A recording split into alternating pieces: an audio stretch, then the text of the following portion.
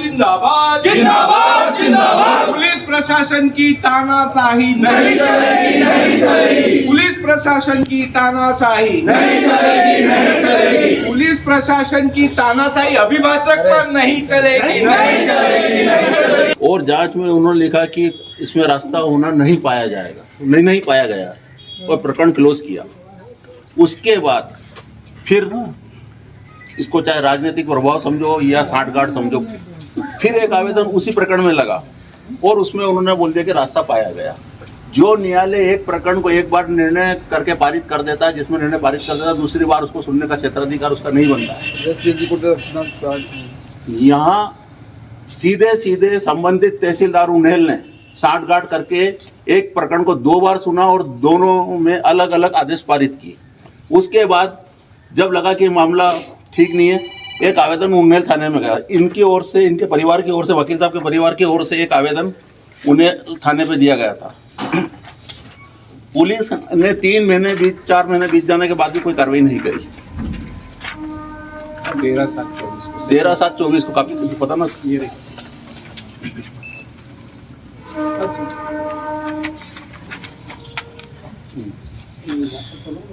और उसके बाद क्या हुआ कि वकील साहब को और उसके परिवार के विरुद्ध मुकदमा दर्ज कर दिया।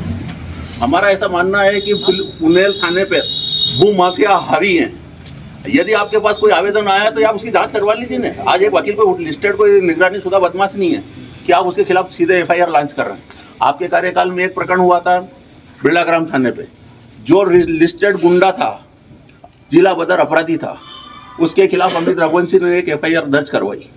दूसरे दिन वो किसी को लेके आया और वकील साहब के खिलाफ हरिजन एक्ट में एक मुकदमा दर्ज करा दिया। पुलिस का क्या दायित्व बनता है कि अपराधी थाने पे उसको प्रथम दृष्टया उसको पकड़ा जाए, पर यहाँ ऐसा लग रहा है कि साहब थाने भू माफिया लिस्टेड गुंडे चला रहे हैं और अभिभाषकों की हाइट नापने का प्रयास किया जा रहा है कुछ लोगों के द्वारा। वो कतई बर्दाश्त नहीं होगा। इसका वचन करें। ये करना ये दर्शाता है श्रीमान की कहीं ना कहीं प्रेशर में पुलिस भी रही है, राजनीतिक प्रेशर में। कोई दिक्कत नहीं, आप बता रहे हैं, मैं मानता हूं। हमारा आपसे निवेदन है कि उन्हेल तहसीलदार आपके क्षेत्राधिकार में लगता है, उनसे भी इस संदर्भ में स्पष्टीकरण लिया जाए कि एक प्रकरण को 2 बार क्यों किया, डिसाइड किया। इसकी वैधानिक कार्रवाई हम कर रहे हैं, वो तो नहीं हम करेंगे, पर आपको भी इस तरह की गतिविधियों पर अंकुश लगाना पड़ेगा जिससे विवाद की स्थिति निर्मित हो रही है।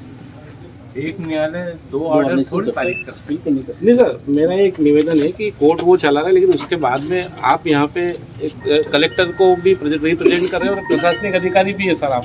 लेकिन आपका जब कोई अधीनस्थ कर्मचारी एक ऑर्डर 2 बार कर देता है, भाई वो तहसीलदार साहब आपके अधीनस्थ हैं और आप भी प्रशासनिक अधिकारी, उनके वरिष्ठ अधिकारी है, तो केवल अपील करने से नहीं, आपको प्रशासनिक स्तर पर आप ये उनसे पूछ सकते हैं कि प्रकरण किस तरीके से डिसाइड करते हैं। भाई एक ही प्रकरण में आप 2 बार आदेश कैसे पारित कर सकते हैं? ऐसा नोटिस आप जारी करने का पावर है सर आप। हम ये कहना है कि आपके अधीनस्थ न्यायालय के कारण आप उनको कार्यप्रणाली पर आपका अंकुश होना आवश्यक है। क्या वह नियम विपरीत कार्य कर रहे हैं जिससे विवाद की स्थिति निर्मित हो रही है? ये आपका क्षेत्राधिकार है। कोर्ट में केस में अगर कुछ भी ऐसे हो रहा है और सबसे बड़ी मतलब उनका व्यक्तिगत इंटरेस्ट ये समझ में आता है, किसी अन्य प्रकरण में पर डे सुनवाई नहीं होती, यहाँ तक कि हमारे सेशन कोर्ट भी नहीं करती, पर इस मामले को सेकंड बार जब उनके पास आया तो उनकी पर डे उन्होंने सुनवाई करी, पर डे सुनवाई करी। इसमें 31/12 को ऑर्डर करा श्रीमान, और 2 को मैंने अमल भी करवा दिया। इतनी फास्ट काम कर मतलब तहसीलदार और थाना माफियाओं से मिलकर कुछ भी परेशान कर रहा है। एक दिन छोड़ के डे बाय डे यूँ आपके यहाँ पर भी श्रीमान, आपके यहाँ पर भी हफ्ते भर की डेट लगती है। करने से तो अपने को निगरानी का भी अधिकार है। श्रीमान कुछ भी हो रहा है कि अगर मान लो ये केस में कुछ भी हुआ ना, श्रीमान हमने न्यायालय की अवमानना नहीं की, हमने न्यायालय के आदेश का पालन किया उसने पूरा। हमने रास्ता बंद भी नहीं किया, फिर भी जबरदस्ती फर्जी तरीके से उन्होंने झूठी FIR करी मेरे ऊपर, मेरे परिवार के ऊपर। क्यों आया वकील साहब का, क्यों आया मुझे समझ नहीं आया। काजी परिवार सदस्य हो, जो काजी परिवार के ऊपर लगाया है ना, मुझे सदस्य भी 121 है, उसमें तहसीलदार ने ऑर्डर करा कि सर्वे नंबर 3153 में से कोई रास्ता नहीं है। हाँ बताइए। ये जो रास्ता विवाद का मामला लगा उसमें इनने 3153 में से रास्ता दिया। इसमें ये हुआ सर कि ये जो जमीन 315253 वाली ये व्यवस्थापक कलेक्टर के नाम से, मैंने एक ऑब्जेक्शन फाइल किया सर के सामने उन्हेल में, सब इसमें व्यवस्थापक कलेक्टर है और जब कलेक्टर साहब इसमें व्यवस्थापक है तो आप इसमें कोई ऑर्डर नहीं कर सकते। तो उन्होंने मेरी एप्लीकेशन को रिजेक्ट किया और सेम डे उसमें एप्लीकेशन का रिप्लाई भी लिया मेरे से, मैंने वही रिप्लाई बना के दिया 131(2) का, उन्होंने ऑर्डर भी कर दिया, उसको भी मैंने मान लिया। फिर मैंने उनसे प्रेयर कराया, सर मेरे को इसकी निगरानी करना है, आप लोग 5 दिन का समय दे दो खाली, वो भी उन्होंने नहीं देते हुए मैंने निगरानी भी नेक्स्ट डे की सर उसकी, मतलब 2 दिन नकल मिली और तीसरे दिन निगरानी भी हो गई उसकी। निगरानी प्रकरण वहाँ चल रहा है, ये तहसीलदार साहब की जानकारी में भी, उसके बाद भी वो करा वहाँ पे जाके सर। और दूसरा इसमें जो मामला बना था सर, व्यवस्थापक कलेक्टर वाला जो था वो उनको देखना था, वो उनने कहीं भी नहीं देखा। और जो ऑर्डर करा सर, एप्लीकेंट ने कहा 3152, 53 और 54 में से मेरे को रास्ता दिया, उनने 3140, 41, 42 में से कोई थर्ड पार्टी थी उनके लिए रास्ता दे दिया। अब उसमें जो स्थिति बनी सर, मैं आउट ऑफ रिकॉर्ड आपको बताऊँ कि कुछ लोग उन्हेल तहसील में आए और उन्होंने पटवारी साहब को टारगेट करा, मतलब पटवारी साहब को बच के निकलना पड़ा, अदरवाइज वो मारपीट की स्थिति हो जाती। मुकैद भाई बात है ऐसा, और तहसीलदार साहब ने खुद अंदर चेंबर में चले गए और काफ़ी हॉट टॉप्स हुई सर कि हमारा सर्वे नंबर ना एप्लीकेंट ने लिखा है 3141 से, शायद वो कोई रामाजी परमार है, कैलाश चंद बलाई, उनके नाम का 3141 कहीं एप्लीकेंट ने भी नहीं लिखा, कहीं नक्शे में भी नहीं आया, कुछ भी नहीं, उसमें से भी रास्ता देने का ऑर्डर दिया। तो वो इस टाइप की जो चीज़ें हुई ना, मैंने निगरानी में भी लिखे हैं ये पॉइंट्स कि जो एप्लीकेंट ने मांगा ही नहीं, उसमें आप कोर्ट एक्स्ट्रा जुडिशियल माइंड लगा के और एक नया रास्ता सृजित करने, तो वो सारी स्थितियां रही सर। वो कुछ ना कुछ मतलब शुरू से ऐसा लगा कि कहीं ना कहीं कोई कोलिजन है। किसी आदेश की ओर से ज्ञापन दिया जा रहा है, जो माननीय मुख्यमंत्री महोदय मध्य प्रदेश शासन भोपाल, माननीय जिला पुलिस अधीक्षक महोदय उज्जैन जिला उज्जैन, माननीय अध्यक्ष महोदय राज्य अधिवक्ता परिषद जबलपुर, माननीय अध्यक्ष महोदय जिला अभिभाषक संघ उज्जैन। माननीय महोदय, निवेदन है कि श्री मुकैद आलम पिता शादाब फारूकी, जो कि नागदा अभिभाषक संघ के सदस्य होकर जिनका राज्य अधिवक्ता परिषद में नामांकन क्रमांक 2690/20 है, महोदय निवेदन है कि अभिभाषक श्री मुकैद आलम के परिवारजन की कृषि भूमि जो कि कस्बा उन्हेल में है, उक्त भूमि को लेकर भूमाफिया महबूब चौधरी पिता करीम चौधरी निवासी उन्हेल लगातार उनको परेशान कर रहा था, जिसको लेकर अभिभाषक मुकैद आलम के परिवारजन ने दिनांक 13/7/24 को लिखित शिकायत आवेदन पत्र थाना प्रभारी पुलिस थाना उन्हेल को दिया था, जिस पर पुलिस द्वारा कोई कार्रवाई नहीं की गई। महोदय, रास्ता विवाद को लेकर पूर्व में न्यायालय तहसीलदार उन्हेल के न्यायालय में प्रकरण क्रमांक 0033 B121/24/25 को यह आदेश पारित हुआ था कि उक्त भूमि में से रास्ता नहीं होना पाया गया, किंतु दबाव व सांठगांठ के चलते पुनः इसी न्यायालय में एक प्रकरण क्रमांक 15/13/24/25 पुनः सुनवाई की और उक्त भूमि में से रास्ता बताया गया। इस तरह एक ही न्यायालय के अंदर एक ही प्रकरण को नियम विपरीत जाकर रास्ता बताया गया है और प्रकरण की प्रतिदिन सुनवाई की गई है और आदेश पारित किया गया है। महोदय, निवेदन है कि थाने पर यदि कोई आम व्यक्ति जाता है तो पुलिस उस व्यक्ति की सीधे FIR प्रथम सूचना रिपोर्ट दर्ज न कर उससे आवेदन लेकर जांच करती है, और यदि कोई व्यक्ति थाने पर किसी अभिभाषक के विरुद्ध शिकायत लेकर जाता है तो बिना किसी जांच के सीधे FIR दर्ज कर लेती है। इस तरह पुलिस की कार्य प्रणाली से अभिभाषकों में काफी असंतोष है। श्रीमान, चौथे वकील साहब हैं, पुलिस ने दर्ज कर लिए और सब जमीन से संबंधित और सब भूमाफियाओं ने करवाए।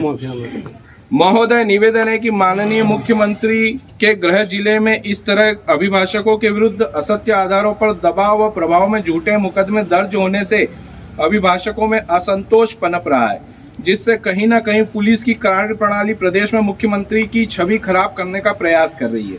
महोदय, निवेदन है कि पूर्व में भी नागदा अभिभाषक संघ के 2 सदस्यों के विरुद्ध पुलिस ने बिना जांच किए अनुसूचित जाति जनजाति अत्याचार निवारण अधिनियम के अंतर्गत अपराध पंजीबद्ध कर चुकी है, जिसकी भी अभिभाषक संघ नागदा निंदा करता है।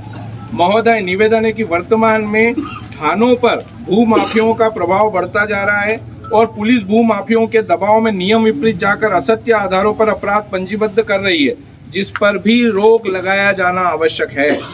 साथ ही ऐसे पुलिस अधिकारी जो भूमाफियाओं के प्रभाव में कार्य कर रहे हैं और झूठे मुकदमे दर्ज कर रहे हैं, उनके विरुद्ध भी वैधानिक कार्रवाई होना आवश्यक है। महोदय, नागदा अभिभाषक संघ ज्ञापन के माध्यम से मांग करता है कि थाना प्रभारी उन्हेल की कार्य प्रणाली को लेकर उच्च स्तर की जांच होना आवश्यक है और दोषी पाए जाने पर कड़ी कार्रवाई होना आवश्यक है। साथ ही जो असत्य आधारों पर अभिभाषक मुकैद आलम के विरुद्ध अपराध पंजीबद्ध किया गया व निरस्त किया जावे। महोदय, यदि शासन प्रशासन स्तर पर उक्त आवेदन पत्र पर 7 दिवस की अवधि में थाना प्रभारी उन्हेल के विरुद्ध कार्रवाई नहीं की जाती है तो नागदा अभिभाषक संघ द्वारा जो भी आंदोलनात्मक कदम उठाए जाएंगे उसकी समस्त जिम्मेदारी शासन प्रशासन की होगी।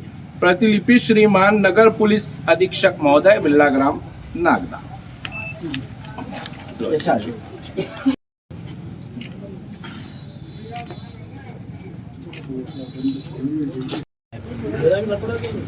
एक वकील साहब के विरुद्ध एक FIR लॉन्च की किसी रास्ते के विवाद को लेकर के, उसके संबंध में ज्ञापन दिया है, उसकी जांच के लिए दिया है। कि नागदा बार की तरफ से एक ज्ञापन आया है आज, उस पर जांच की जाएगी और अभी जब तक जांच नहीं होती तब तक शेष 2 आरोपी जो गिरफ्तार नहीं हुए, जिसमें एक मुनाजिर, क्या नाम,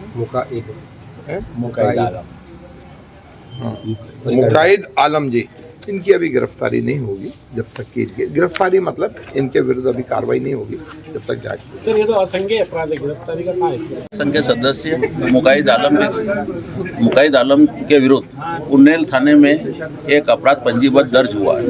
विगत काफ़ी समय से उनकी भूमि के विवाद को लेकर कुछ भूमाफिया उन्नेल के उनको परेशान कर रहे थे, जिसके चलते उन्होंने उन्नेल थाने में आवेदन भी दिया था, किंतु दिए गए आवेदन पर कोई कार्रवाई उन्नेल पुलिस ने नहीं करी। प्रकरण उन्नेल तहसीलदार की यहाँ भी चला। पहली बार जब प्रकरण दर्ज हुआ था चला तो उसमें रास्ता नहीं पाया गया, ऐसा आदेश उन्नेल तहसीलदार के न्यायालय से पारित हुआ, किंतु बाद में राजनीतिक प्रभाव और साठगांठ के चलते दूसरी बार फिर आवेदन लगा और उसमें रास्ता बताया गया। पुलिस ने तत्परता दिखाते हुए अभिभाषक के विरुद्ध असत्य आधार पर बिना किसी प्रकरण को जांच में लिए मुकदमा दर्ज किया, जिसकी अभिभाषक संघ नागदा निंदा करता है। साथ ही आज हमने इस मुद्दे को लेकर माननीय मुख्यमंत्री महोदय के नाम एक ज्ञापन दिया है और हमने पुलिस प्रशासन से मांग की कि 7 दिवस की अवधि में ऐसे अधिकारी जो भू माफियाओं के प्रभाव में कार्य कर रहे हैं और अभिभाषकों की हाइट नापने का प्रयास कर रहे हैं, उनको परेशान करने का षड्यंत्र कर रहे हैं, उनके खिलाफ वैधानिक कार्रवाई होना आवश्यक है। अगर 7 दिन में पुलिस प्रशासन के जो संबंधित उन्नेल के थाना प्रभारी कार्रवाई नहीं होती है तो अभिभाषक संघ नागदा जो भी अगला कदम उठाएगा उसकी नैतिक जिम्मेदारी प्रशासन की होगी, शासन की होगी।